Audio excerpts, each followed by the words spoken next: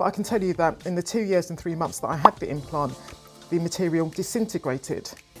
First of all, this is going to be a revision operation. Yeah. For this, we are not using silicone or something, we are using rib cartilage.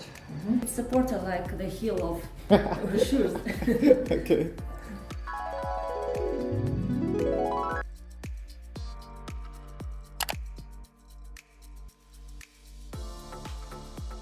Number 1. Shop around thoroughly for a cosmetic surgeon for your rhinoplasty. As I understand it, the rhinoplasty is the cosmetic surgery procedure with the highest level of customer dissatisfaction. There is a huge variety in standards. What one surgeon may consider a good rhinoplasty, another may consider a lousy rhinoplasty. Ideally, you want a rhinoplasty specialist for your nose job, and you want one who's got lots of experience in doing noses like yours. I recommend you to have consultations with at least 3 rhinoplasty specialists. If you can go to 4 or 5, even better. You'll be seeing before and after pictures of the rhinoplasties that they've done, and you'll be seeing if their idea of a good rhinoplasty matches your idea of a good rhinoplasty. That said, we as customers have to have realistic desires and expectations of our rhinoplasty. And I think by having consultations with a number of rhinoplasty specialists, you will see whether your expectations and desires are realistic in the first place. Hopefully they will be. Number 2, if you are going to be having an implant to alter your nose in any way, in particular to raise the bridge, check what material the implant will be made of. It's usually silicone, but not necessarily. I would remove this implant and replace it with an autologous tissue, with autologous cartilage, and we'll take the cartilage from your rib. So I advise her to take the silicone implant inside of her nose, and we need to take a costal rib cartilage and put into her nose. I'm 36 years experienced doctor. 36. Wow. 36. And the silicone implants are very fashion. But now we use all implants organic from the own body of the patient. Mostly we use cartilage from the chest or the ear, and then we never use silicone implants anymore. Okay. We don't use it. We don't use silicone bridge. We use your cartilage. That's fine. First of all, this is going to be a revision operation. Yeah. For this, we are not using silicone or something, we are using rib cartilage.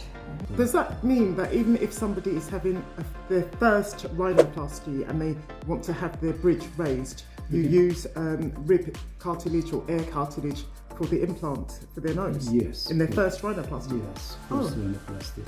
But if first rhinoplasty, she or he has enough cartilage from the inner of the nose, we use it. Oh, okay. Yeah. We call septum, you know, we have a septum cartilage.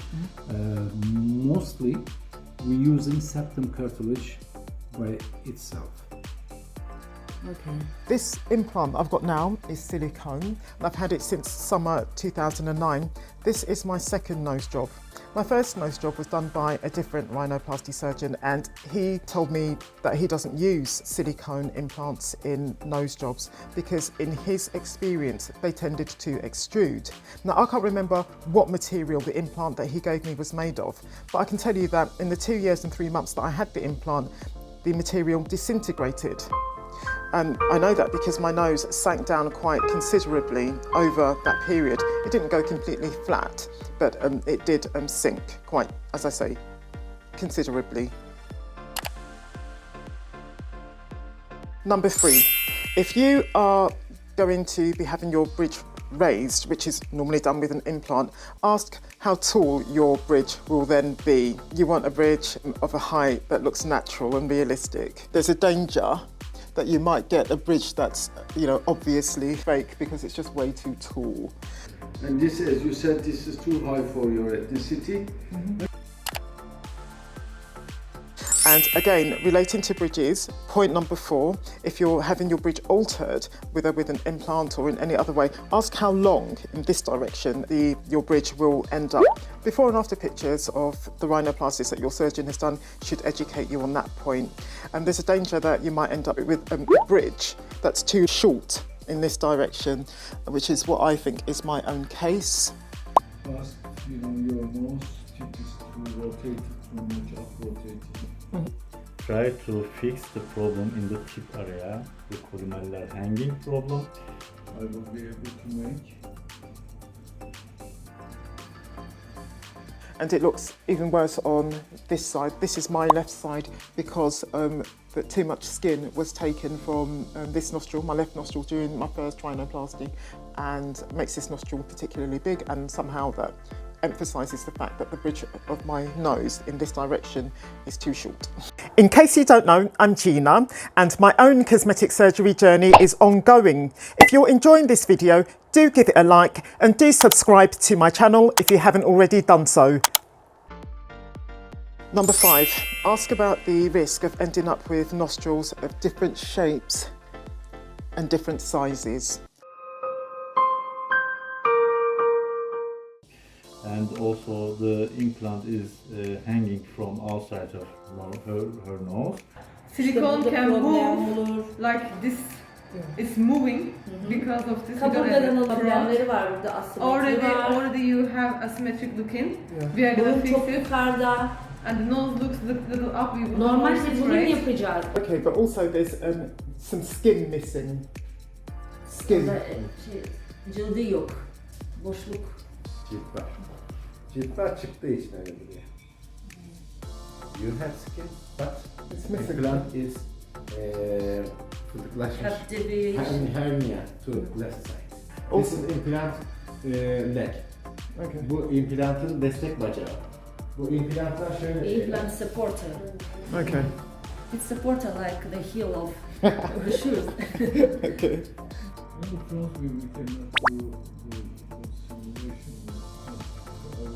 I like to show you here just some changes. That's better. And again, before and after pictures of your surgeon's rhinoplasties will give you a good idea of that. Number 6, if you have a chin that you'd like to improve in some way, whether to have it brought forward to improve your jawline or to have it made a bit longer if it's just too short and too small, then, or both, then if you can combine that with your rhinoplasty. That's if you can afford it, but I can tell you that it's cheaper to have the 2 procedures done together than it is to have them done separately. Number 7, straight after your rhinoplasty, you may find blood running down the back of your throat, and that might make you vomit. And also, if you've had your rhinoplasty under a general anaesthetic, the general anaesthetic itself might also make you vomit anyway. Number 8, for the first few days after your rhinoplasty, your nose will do a lot of bleeding in the form of droplets. So do be prepared for that. Do have your hankies and your tissues to hand. Don't wear any clothes that you value. Number 9, again relating to a nosebleed. In order to minimise bleeding at night while you sleep, it's crucial to sleep with your head raised higher than your chest. If you sleep with your head on the same level as your chest, you won't get a nosebleed, you'll get a nose flood. Anyway, keeping your head higher than your chest when you sleep, for most people just means sleeping with a pillow under your head, which I believe most people do anyway. Number 10, in the first few days after your rhinoplasty, your nose may be blocked with clotting blood. And because of that, you might not be able to taste your food. Sorry. Number 11, for the first few days after your rhinoplasty, when you sneeze, laugh or smile, try to remember to hold your nostrils in. You do that so that you stop your nostrils flaring, spreading. The stitches at the base of your nostrils don't run the risk of bursting. Number 12, a rhinoplasty usually causes panda eyes, bruising under the eyes, but you can minimise that by taking arnica 4 days before your rhinoplasty and 4 days after your rhinoplasty.